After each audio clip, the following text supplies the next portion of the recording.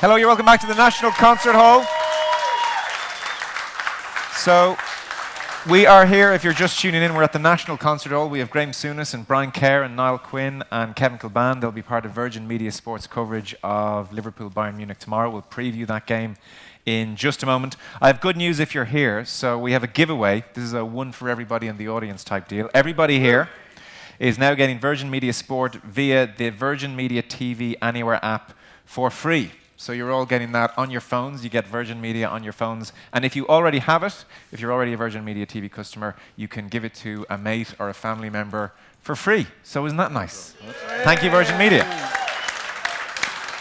I should tell you as well, at Stamford Bridge, Chelsea have been booed off at half-time. Chelsea 0, Manchester United 2 is the first half scoreline. We have goals from Graeme Souness' favourite player, Paul Pogba, with a header, and Ander Herrera with the first. Who else scored? Ander Herrera. So 31 minutes, and then Pogba with a header just before the break on 45 minutes. Chelsea booed off, United 2-0 up. Graeme, would you give Ole Gunnar Solskjaer the job if you were Ed Woodward? Yes, I would. You know, I think they tried what was perceived to be the chosen one, and David Moyes. Then they went for the two of the biggest names around. Both had sort of big spending splurges. I think the new man isn't going to be a quick fix. You know, time is not your friend when you're a manager. So I think whoever gets that job needs time and a bit more. And I think someone with a previous association with the club would be given the bit more. And I think he appears to be a good man. That looks like it's been, is that 11 out of 13 he's won? One draw, one loss. I think anyone would be pleased with that. Yeah. So why not? You know, Man United is an absolute monster of a football club, and you know every move he makes will be scrutinised. You're not going to get all your signings right, but I think he's got a decent group. No, he's got a very. It's not very good. He's got some very good players in there, but I think there's still a big job to be done. And I think why not? Okay. The story bubbling away on the domestic front over the last couple of months, if we can go to that before we go on to Bayern against Liverpool, has been Niall Quinn talking publicly about what the League of Ireland could be. Quinn ousts Delaney is the headline.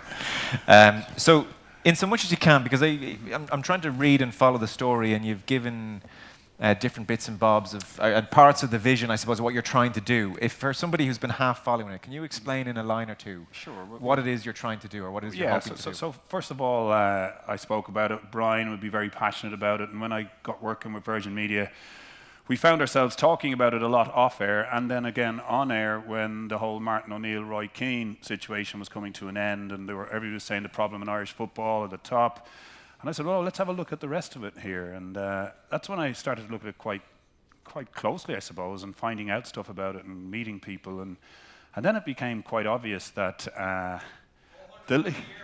that wasn't me, by the way. The issue, I believe, is, you know, football is an important part of the fabric of this country, I believe. But where the professional game was nowhere near its deserved spot. And then you look, why isn't it there? What's gone wrong with it? How can we then stretch it right through to the end to say, okay, clubs and getting themselves right is one thing, but what about pathways for our young players that means they don't have to go off to England at 16 with no education? And that's the big one, and take that big risk. Now, it was fine when you were going to Man United and you were going to Arsenal and Liverpool in the old days because you could then drop and become a pro at one of the clubs lower. But when you go into the lower clubs now, there isn't really anywhere to drop. And I think it's pretty horrific in this day and age when education is so important. So then you look at players and say, okay, how can you make it an aspiration of a young player here to stay, get a great education, aspire to play in the League of Ireland, and if you're good enough, go off to England for £1 million and the clubs could all generate and function properly. Is that such a big ask in the modern world? And to bring it out of where it is now to that, there's a number of components has to happen. It has to become investable, right? And somebody has to have the vision as a commercial, I suppose, long view person that if certain things were put in place and if each club were given the ability to retain the youngsters and stop them heading off at 16, 15, 16, because despite how great these new leagues might turn out to be, 13s, 15s, 17s, national leagues, there'll still be scouts on the touchline ready to take them. So no matter what the clubs do and the expense that they're put to make these leagues, it's hard. So there has to be a sea change at that part, and then it'll go through to, you know, the commercial reality of what a football club can achieve over here that they're not doing now. For instance, I would just throw this out to you. Can you imagine the 20 clubs on one deal with one kit manufacturer, how much a kit manufacturer would give for that to be the main player and have football wrapped up here, as opposed to the fragmented way that particular deals are done. But then you have to look at it a lot more. The football is fragmented anyway in this country. You have so many different leagues, you know. You don't have that lovely pyramid that the GAA has, club, county, all get to an All-Ireland final. That's the aim. Everybody gets to the top. We have so many different leagues, you know, and I feel sorry for the FAI in many ways because they're looking after the Munster Senior League, the Connacht League, the Leinster Senior League, the AUL League. There's so many, and it becomes a real fragmented mess. Who do you support? Who do you give the money to? What money is there? But if you go back to the education of young players and, you know, keeping them at home and aspiring to play for a League of Ireland club, getting a commercial view on whether that's possible, and then going to government and say, look, the Exchequer will get this return in 10 years' time if these kids stay at home. The clubs will get coaches who will be able to coach. We're great at giving them badges, and they deserve them. We've got some brilliant coaches in this country, but we don't have the work for them. And a lot of them are doing voluntary stuff despite being really brilliant professional people. So what we're trying to look at with a group of people, and this is not me, I'm a bit of a mouthpiece for it really, and it's Niall Quinn's idea. It's not Niall Quinn's idea, it's other good people who got in touch with me when I'm really good. Now, I'm not going to tell people who these are, but we would have people who worked in the MLS, for instance, people who worked in the Caribbean Cricket League, and how that came from being in dressing rooms as sheds to like a proper league that was sold with TV rights around the world. Now, I got ridiculed by some, say, it's League of Ireland, you know, you're dreaming. Why can't we just think a little bit more modern, and why can't we put pressure on government, and on a pressure that they would like, that they can't turn down, that our young people should not be heading off to England before they're even ready to go to university. Never mind, even at junior cert level, they're being whisked away. And just on that, right, I read on the FAI's website that scouts now have to be vetted. So it's their effort to try and protect the player, but in effect they're actually facilitating this move abroad at 15, 16 years of age for a young lad. And as long as that's happening, I don't think the League of Ireland can be that place to aspire. So it's very important. My biggest belief is that if you make it aspirational for young players, and if they want to stay and get their education, the rest of the league will actually do better. Everything starts from the bottom up. Yeah. Everything positive starts from the bottom up, and then the commercial stuff can come into play, and then we can start. And the biggest bit that I've learned in the last few months, and I should have known this from my time in Sunderland, was the role the clubs have in the community. And each club should have a community play, whether it's learning through football, getting into every school like the GAA coaches do, going into, and I mean this for girls, for boys, and making the club important in the locality. Cork and Bohemians are doing it more than a club, is the title of the efforts that they're putting in, and they're doing great work. But I think, you know, government money should help that along. You know, and I would say to you now that the Sunderland Foundation, when things were tough at Sunderland, we were going through some bad times, and you looked at the foundation and what it was doing, suddenly, you know, the result didn't matter that much. And I think if we could give football clubs the ability to do that and to have a serious role in the community, and if we can put it together in a commercially appeasing manner that government will say the Exchequer can actually invest in this, then I think it not only could it happen, it should happen. People will have read about this, and they will have seen articles saying this is fantastic to have a vision, and it's a route into the modern world. And I've seen articles similarly absolutely destroy the thing, and in every way possible. What's the next step? I saw you met with Frank Gavin. So do you somehow publish, this is the vision, this is what we're hoping to do next? Because at the moment we're working off scraps, and you know, you hear all the good stuff you've talked about, and equally you hear things like, well, big tax breaks, and I know you're making the argument that the Exchequer will ultimately be refunded, but there's tax breaks, there's passports being talked about for foreign players. There's a number, it can go anywhere. So where does this go next over the next 6 months? All right, let me put it this way. I think they say there's 400,000 members of football clubs all over the country playing in different leagues every weekend.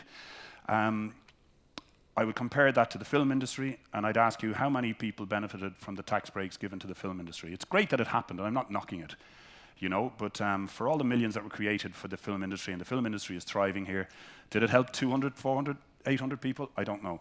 But I just think football is deserving of some help. It's not politically aligned the way rugby is, the way GAA is. It does not have that power or influence. And it needs a push in that direction, and you have to sometimes do it yourself. And so where it's going, just to follow up on that point, there are some really good people who've come together, and they've spoken to a few of the clubs, and some of the clubs are a little bit scared, I think, to come out and speak with us.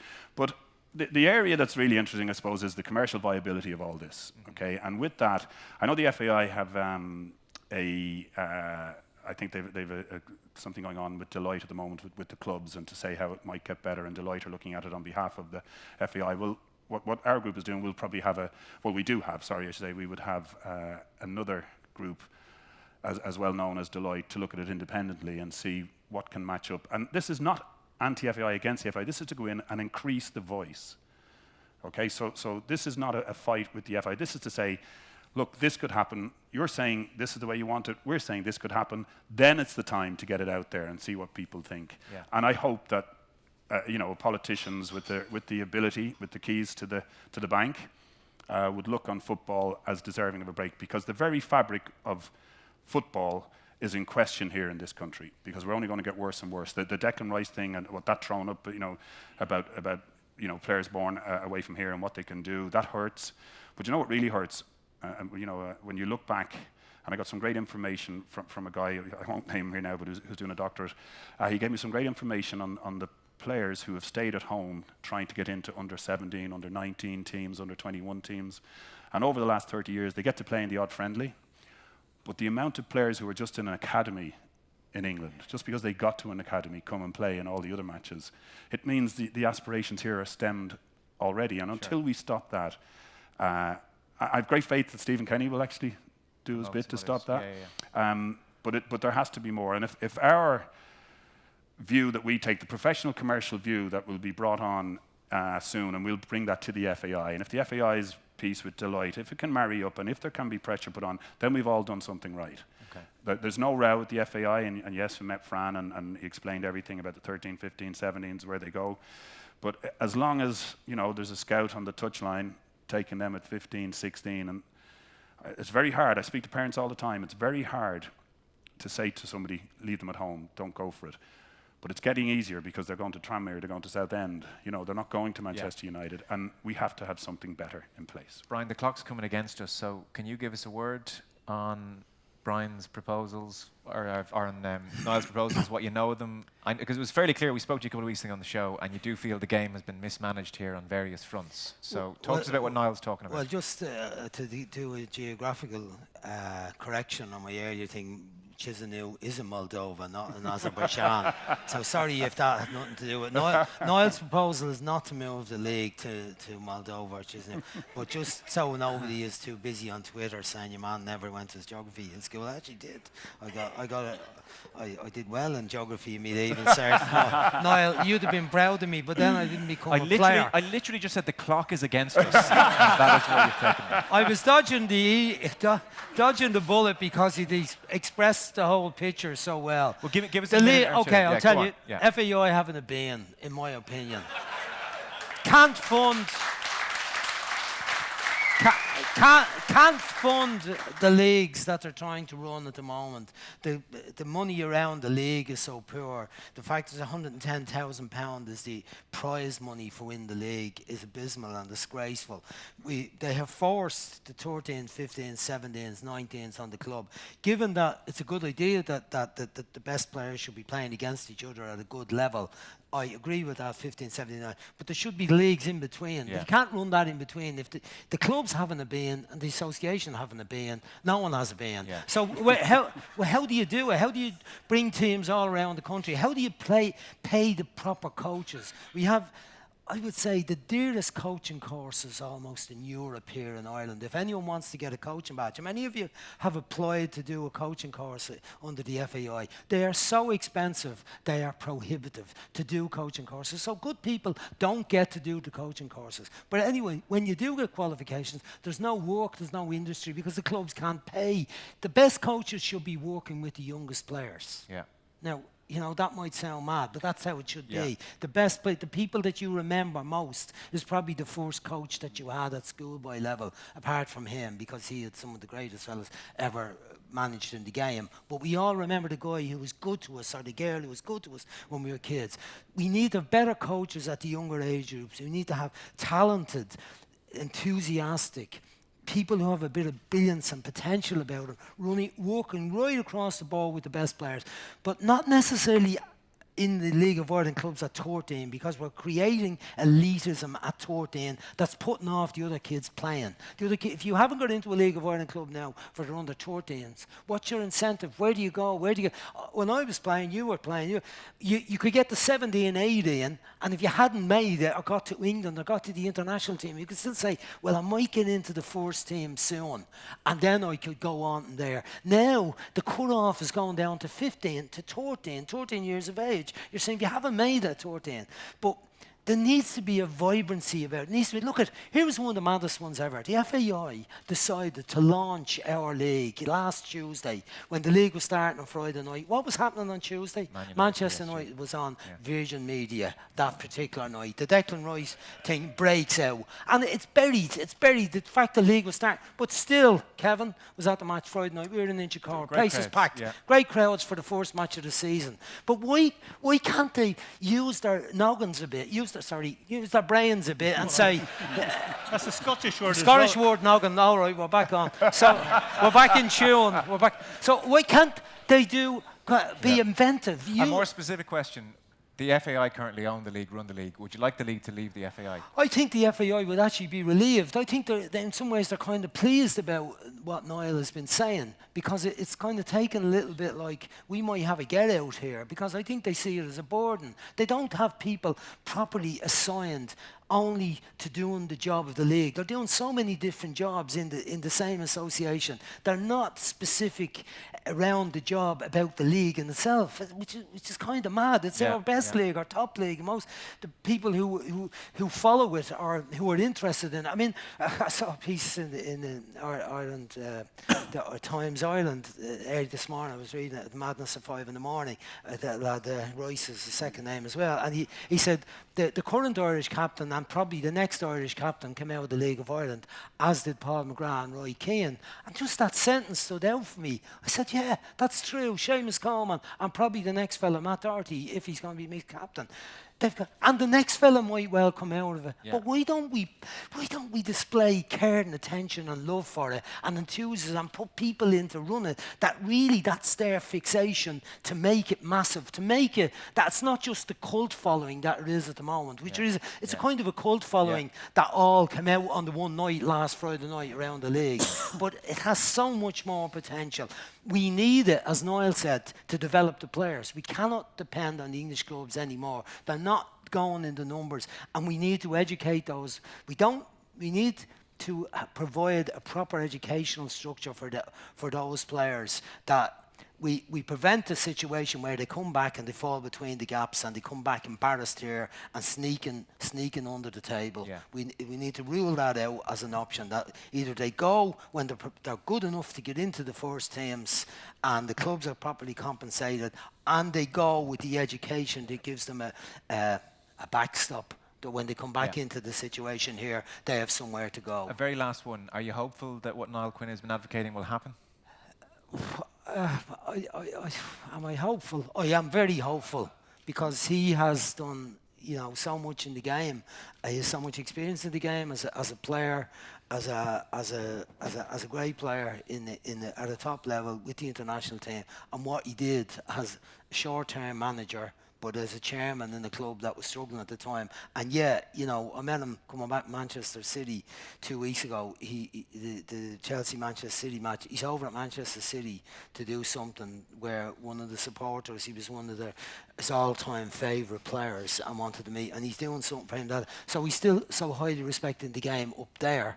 I think he has a chance of pulling people together here and motivating people here and tapping into that love that there is around the game, around not even in the game. There are people who are on the fringes of it who probably followed the team in Niall's time and in Kevin's time and want to contribute something back to it, and who have done well in business life and have done well in other areas of their life, and they want to give something back. Well, then a very last one, because I do want to talk Liverpool, Bayern Munich, and get Graeme Souness' thoughts. If you're just tuning in, I promise you he is in the room.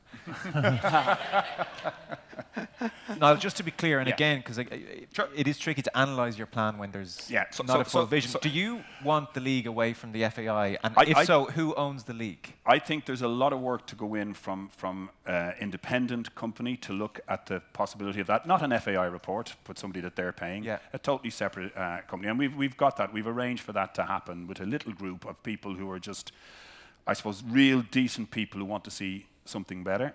And that's the time to see, is there a pathway? Okay. And until then, you know, the thing that drives me, or will complete to drive the other people around it, and hopefully the debate will keep going, it's we have to do something better for our young players. Okay. That's the way I see it. Okay, we'll come back to that, no doubt. Liverpool against Bayern tomorrow. You'll all be doing this game for Virgin Media Sport tomorrow. No Van Dijk.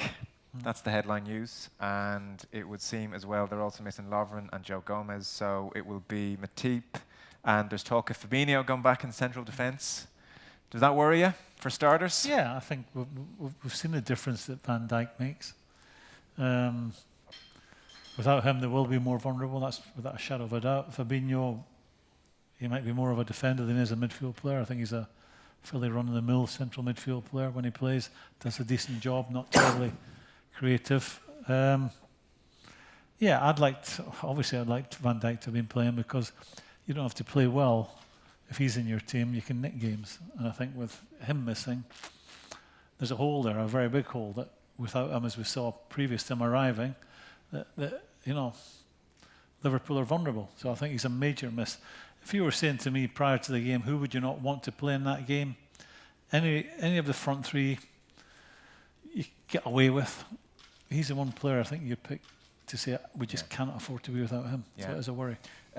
You mentioned their midfield. I think a lot of people might happen upon the front three and the same back four. Midfield, if it was, say it's a 4-3-3 for a moment, that midfield three wouldn't be as obvious to people. What's your best midfield three for Liverpool? Everybody fit. I think Wijnaldum, Henderson and Milner. I think Milner does a great job at his age. I don't think Keita's shown enough for me to put him in before any of those. Fabinho hasn't. They are three. Is he playing better of late, Fabinho? Well, see, really, I remember being a player and a manager. You know, and the guys have been at professional clubs. You get someone in, it takes you 6 months to get them up to speed. I mean, normally you sign a player, you want to get him, sign him on the Thursday, you want to play him on the Saturday, and that's that concern me. I mean, he's done okay since he's been in. I mean, I'm not bowled over. No, and I think the midfield three that they've got are all, the three I mentioned, are all workaholics. I think, you know. Would you like a David Silva type in there? I think the manager, you don't take my word for it, the manager tried to get Fekir from Lyon. He knew Keita was coming in, and he gets Fabinho. So that tells you where he saw he needed to strengthen. Wijnaldum, Henderson and Milner are absolute workaholics. Will give you everything. I suppose there's a thinking process where if you're really good at the back, you've got a good goalkeeper now, really good at the back, three workaholics, and you've got three magicians up front. That wins you games, and that's how they've been. I'm describing Liverpool for the largest part of this season. Have you spent any time with Jurgen Klopp? Have you met him much? Never met him. Really? No, never met him. I was at Anfield. When I go to work at the stadium, we're on the other side of the stadium. Sure. And at the end of the show, you know, I just want to get out there and go home. No, I'm sure. I just thought maybe there might have been a night like this, or supporters' nights, where you might have happened upon each other. No, I was at the Crystal Palace game where I was out on the pitch, but it was at half-time when obviously he'd been doing his stuff. But I think it's going to be very interesting into the season. I know you want to talk about the game tomorrow night, and that'll be interesting in itself, but it's going to be an interesting end to the season. What way are you leaning? City versus Liverpool? You know, I was at City last week. That was a major statement they made. They seem to be back. No, that was a proper statement. We Yeah. beat one of our nearest rivals 6-0, going on 10. Liverpool, you know, because I'm a Liverpool supporter, I want to say they made a statement, but you know, beating Bournemouth and beating Man City is a different statement. So, and Liverpool showed a vulnerability which concerned me, you know, in the games prior to that. You know, against City, when they lost 1-0, was it at City? I thought they were fabulous. They took part in that game. And then the draw against Leicester, they were lucky to get something out of that in the end. And then who else did they draw against? West Ham. They weren't very good that night. So they showed something that, you know, and this is a time of the season. They had an opportunity in both those games to put a real marker down, a proper statement, taking maximum points and sticking it right on City's toes. Now City are buoyed by those results. City now are thinking, this lot are going to bottle it. That's what they'll be thinking. Trust me, you're in that dressing room for City, that's what you'll be thinking. And do you worry they are going to bottle it? Oh, well, yeah, worry, because it's been a long time since we've won it. But, you know, you just have to believe that they get Van Dijk back, they get Gomez back. I mean, you're talking about defenders, proper defenders. And you keep that front three fit. And in midfield, they keep their energy levels the exact same between now and the end of the season. They have a great chance. You know, you're still, you're still ahead, three points ahead. So they're in a great place. With City going for the 4, do you think that helps Liverpool? No, I don't think so. I mean, unless you get injuries. I personally, I think you've heard me say, I never ever felt tired. You know, if you get to the stage of the season and all you can focus on, the oldest cliche in football, the next game. And you get through that, it's the next game. And if you're losing games, I think that's the only time that these boys get mentally tired. It starts to affect them. When you're winning games, you can't wait for the next game. You want it to happen the next day and following day. And I think, you know, if you're winning games, it's a great habit to get into. It's a great habit. And saying all that, City have showed a vulnerability as well. They've lost games that you're thinking, how did they lose that? Yeah. So it's how it should be. The Premier League is how it should be. It shouldn't just be dominated by one club. And we've got a real competition, which I think might, I don't think it'll go right to the end, but it'll come maybe 2 games out. I think it'll be decided. Yeah. There was a great piece in the Independent today about Jurgen Klopp and his relationship with Bayern Munich. He was almost given the job when he was at Mainz, and Uli Hoeneß phoned him to say, we've gone with the other Jurgen, as in Klinsmann, who got sacked 9 months later. And then obviously we know what Klopp did at Dortmund, when really he came to almost despise Bayern. At one stage he said they're like the Chinese, they steal everyone's good ideas and just copy them with more money. That was after they lost the German Cup final in 2013. He said they were like a Bond villain another time. Obviously, they took Lewandowski, they took Mario Götze, which almost ripped his heart out, you know. He gave Götze his debut, and then Bayern came and just used their money and took him. So he's that rare thing. He's criticised Bayern, which you don't usually do. I know you were watching a few of Bayern's games, Brian. They concede goals. Their last couple of games, they've conceded goals. They've been banging in goals lately. Since Christmas, they've lost one. They won 8, and they've been scored in 3 as most match. But they were lucky enough to beat Augsburg on, was it Friday night, 3-2. Yeah. The front 3 are Gnabry, which is a bit of a surprise for people who remember him at Arsenal, Lewandowski, and the left side of the fella is Kingsley Coman now. Yeah. That's the front 3. James Rodriguez is floating around in the middle. Goretzka is in the middle, and Thiago. But the back 4 are not very solid. They're losing goals. So that gives Liverpool a real chance in the home match. I mean, the back 4 will be centre halves be Hummels, who's one of his old Dortmund mates, who was, in my book, he's slowed up and he's inclined to get caught on him when he's trying to play it out in the back. They always want to play Soule playing with him because strong. He used to be a forward actually. Plays like that right back would be Kimmich and Alaba probably left back. Yeah. That team would be close to that. I think Liverpool can beat that team. As we saw on the matches we covered earlier, Liverpool have been vulnerable away. They lost all the away matches in the group. Yeah. They've lost the 5 matches in the Champions League that they haven't played in Anfield, the last 5. But at home, they're 33 matches unbeaten at home. And if I think Alexander Arnold played the last last 15 minutes against Bournemouth. Yeah. He should be okay because I think they'll need him against Coleman is the man at the moment. Coleman is playing really well. The only one you did mention was Nair. Like he's goalkeeper's back, like, yeah, he's yeah. going to be back. He seems to be in form, and I think every time I see him, I think, well, it's a bit like when United had Schmeichel all those years ago. You were kind of a goal and a half up going into every game. I think he's one of the best goalkeepers I've ever seen in my life, and I just if he stands up to it tomorrow, I think it could be difficult. As a complete tangent, just as you're saying that, Oliver Kahn flashed across my head, and then 2002 flashed across my head, and I saw you flicking the ball to Robbie Keane. I just wanted to share that with you for a moment. Thank you very much. Yeah, I'll never get tired of that. He was Kahn in that tournament was felt unbeatable for about. Except for Robbie. Well, except for Robbie, but for those Yeah. few weeks he was ridiculous, wasn't he? Yeah, and it's amazing. It's a mentality as well that it's probably a German thing, but he wasn't as flamboyant as Neuer. Neuer just has out. Neuer is a modern footballer in many ways, a modern goalkeeper, and that he can play. I'm sure he's brilliant in the five-a-sides. I played against him a couple of times, but he was always at his back four nastily. One of those goalkeepers. Oh yeah, now I couldn't quite understand the language, but it was always nasty. Whereas Neuer seems at peace with his defence, and I just think he's a more measured individual. He's my favourite goalkeeper in Europe by a mile. I know people say De Gea is up there, but I think Neuer is stronger, and I think if you got a goal against him, you'd remember it for the rest of your life. Kev, are Liverpool going to go through? Yes. Okay, Yeah. thanks. Do you want any more? No, that's the level of insight we want from you, Kev. No, I think they will. I think lads on. I think going off what Graeme's saying on Van Dijk, if you're going to have him for any game, you'd rather have him away from home. So I think that plays into the hands. I think Liverpool have got too much for them. Watching them as well, seeing Bayern this season, Lewandowski, he had 20 odd goals this season. He's on now again, but he's not the player he was 3 or 4 years ago. Bayern aren't the side they were 3 or 4 years ago. They're not as strong. I don't think physically they're a side that are capable of competing with Liverpool as well. So I think Liverpool have got too much for them, yeah. Tommy asks us ridiculous questions on a weekly basis. Start of the campaign, who's going to win it? I picked Bayern Munich.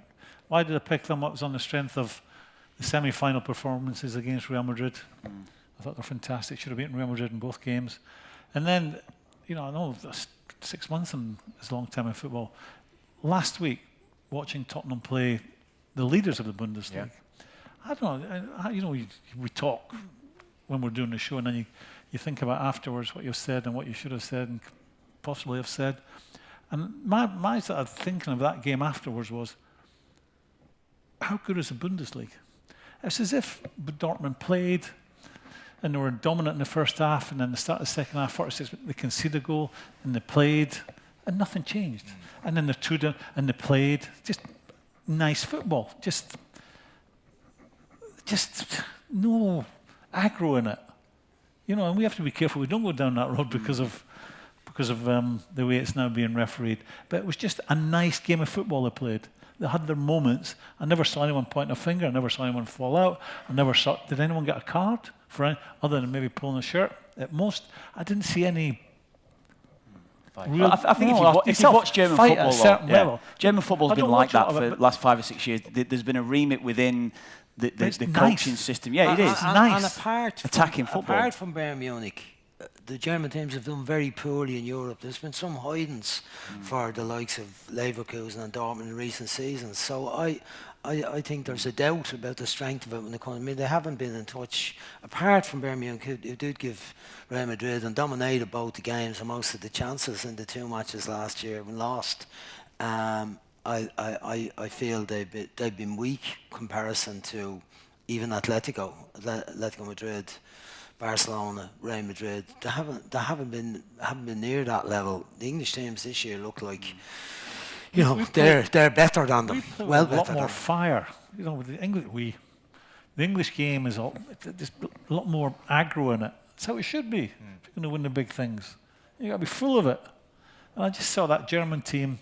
They're top of the Bundesliga and are a nice. They've only lost one game this season. Yeah, but what's it saying about their league? If it's just nice, and when it goes against you, that's when you see that head come off and a very different head comes on, and you want to give it to someone, and you want to even take a card to get the rest of your players at it. Nothing. They just played the same tempo, accepting they were going to lose. I think if you're judging that as well, it doesn't look good for Schalke on Wednesday night, does it? Because they're 5th, 6th bottom of the Bundesliga themselves, poor form all year. So City, realistically, they could go and win that They could win it 10-0 over the two legs. I'm not necessarily saying it's going to be the case, but they could open them up and destroy them. Brian, speaking of silly questions, I asked this, not quite sure where I'm going with it, because it's not like Liverpool can throw Champions League games, but the league is within grasp, the weight of history, what it would mean for the club.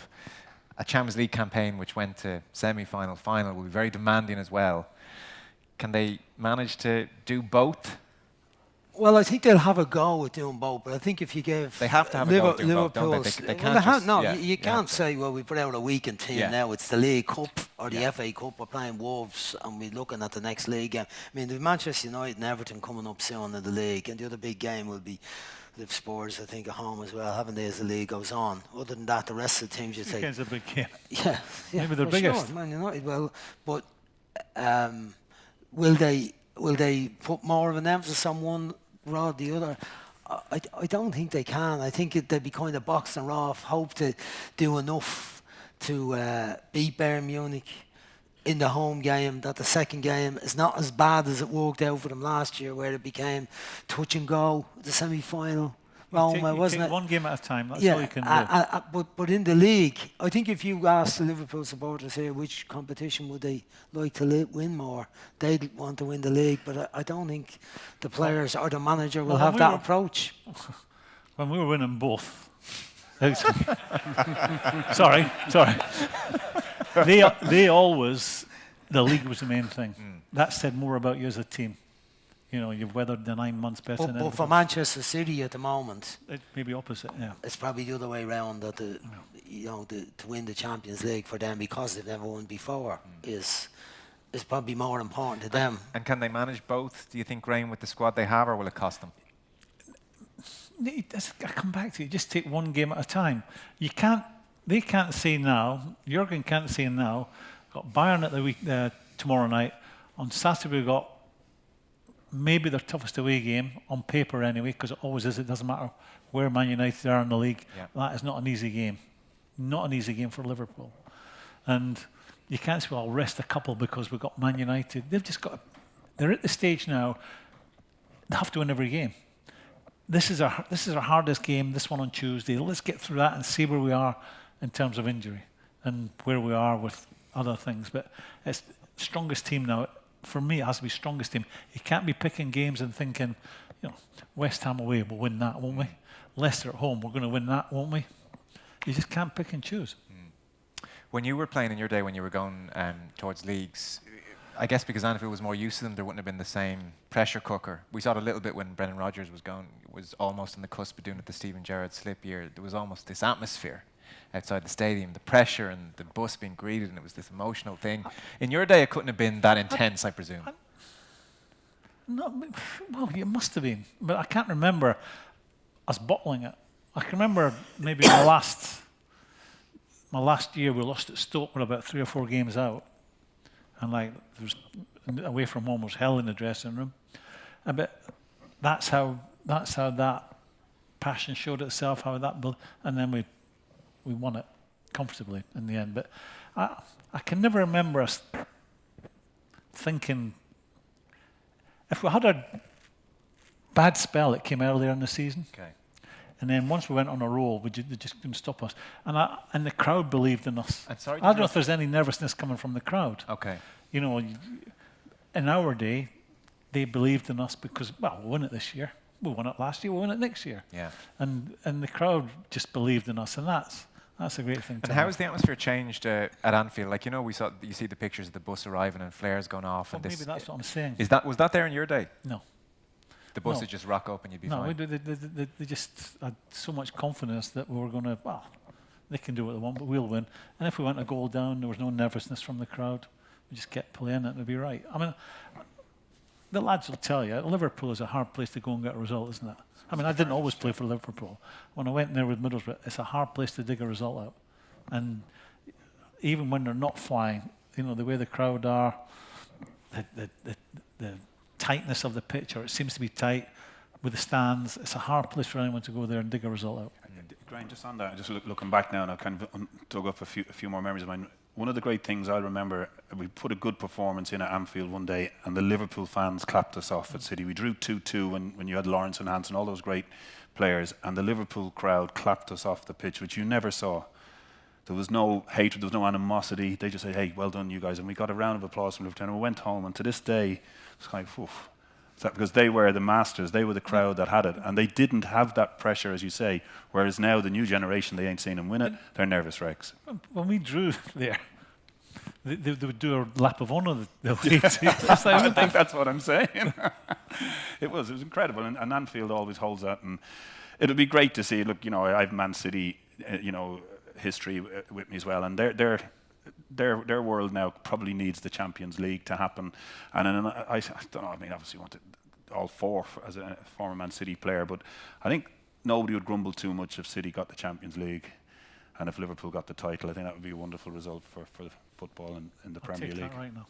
Man United fans screaming at the radio right now.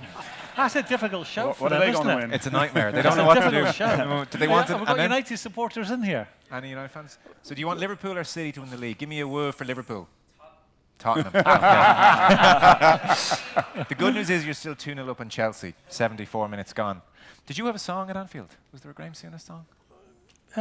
Yeah, one or two, yeah. What was it? I'm not saying. Does anyone here? That's embarrassing. Are there No. any fans of an age you can remember? No. It's not the easiest name to come to rhyme with something, is No, Souness. Give me a rhyme with that, Kev. it? Don't go there. Don't go there. I presume, because you spoke on Sky Sports a couple of months ago brilliantly about just the regrets, manager, maybe right job, wrong time, very genuinely about how you wish it could have been different. I presume, though, you get a great reception when you go back to Anfield and from Liverpool fans. There's people that remember me as a player still those people around. Liverpool is a fantastic football club to have been associated with. It's still, if you're a neutral and you've got one game in you, and you want to go to a stadium to watch a game of football, that's the place to go. And I don't know if the boys are, hard for them to come out and say it, but he might say it to me privately. But that it would be the best place to play. What was the night we won the league there with Arsenal? Anyway. You can get lucky once. Kev, as an Everton fan, did you find it was a lovely place to go, or as an Everton player? No, we didn't have too much joy at Anfield. No, it was tough.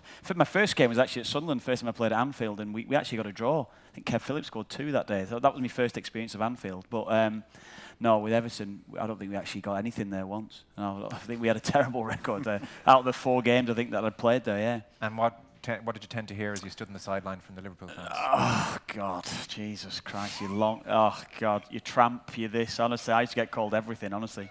Jesus. Gap tooth, something, whatever it would be, yeah.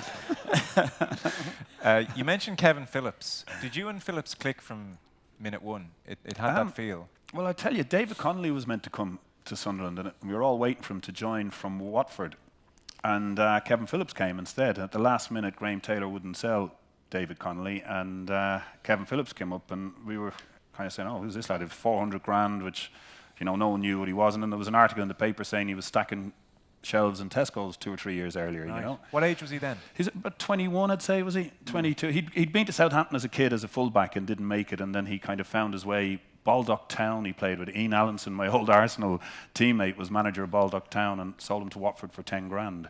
Right. And Graham Taylor let him go, and he came in and, kind of said hello to everybody, but then we saw on training straight away he wasn't here to make the numbers up, and you could tell. And he trained so well, having been a kind of a maybe number 3 or number 4 in the manager's mind when he got him, because Graham Taylor said, look, I haven't been able to play him, this one's one for the future. He trained so well for those first few weeks, he ended up playing in the first game, and the first game was the first game at the Stadium of Light, and he scored 2. He was absolutely fantastic against Man City, my old club. And it just went from there. He had all the skills and attributes needed. He just needed the right stage, and it all came true from there. And still hard to believe, when you see Mo Salah winning the European Golden Boot. Kevin won it playing for Sunderland. Right. Now that's an achievement. Yeah. Amazing. And it was great. And what happened, I was 30 years of age, I had 2 cruciates. and Kevin Phillips walks in the gates, and suddenly 3 or 4 years later, I'm getting a 2 and 3 year contract. You know, I just got 5, 6 years out of it, and it was a pleasure. People used to think that I had something to do with it. If you look back at his goals, I'm nowhere near half of them, but I didn't stop that conversation, and he was a pleasure. But you play a game of golf with him, you know. I haven't played for 2 years. You know, he'd shoot level par. You know, play a game of snooker with him, he'll have a 50 break. He tells lies as well now. No, he tells lies, yeah. Not play for 2 years. Yeah, but he's just that. He's just talented at everything. Talented at everything, and he was a pleasure to be around. Yeah, it was an amazing partnership. So listen, we got to wrap things up. So you lads will all be on Virgin Media tomorrow for Liverpool against Bayern. Predictions? I'm getting Liverpool wins across the board here at Anfield tomorrow anyway. Yeah, I think so. I think it'll be a draw. I think people are talking it up too much, and I remember I was at the ground that day when the Chelsea game changed everything, and it was almost like this is our destiny, and I think there's going to be more to that. Germans a little bit more difficult than that in my book. Okay, Brian? To win tomorrow night, but not by enough that it'll be cosy for them going to Munich for the second leg. Kev? No, I think they'll win, yeah. I think they'll win. I just think about maybe the Roma semi-final last year, that first game, and the pace that they played at the first 20 minutes, and Roma couldn't live. I think it'd be something similar. I think they could be a couple at half time. They got done the second leg, though. Well, I know that, but they got through from that first leg. I think they will have enough from that first leg to go over there. Yeah. Graeme, final word? Yeah, I think they'll win, but they'll concede. I think without Van Dijk, they'll be a lot more vulnerable. Okay. We've been here with thanks to Virgin Media Sport. More than 400 UEFA Champions League, Europa League, Nations League games live. Virgin Media Sport available for free to all Virgin Media TV customers. You lads will be front and centre tomorrow. Enjoy it, and thanks so much everybody for being here. It's been great. Our thanks to everybody at Virgin Media and the National Concert Hall. We have Nathan Murphy and Dan McDonnell on the way next with the football show. But thanks so much, and a round of applause for our panel. Thank you. Well done. Thank you. Thank you. Well done. Thank you.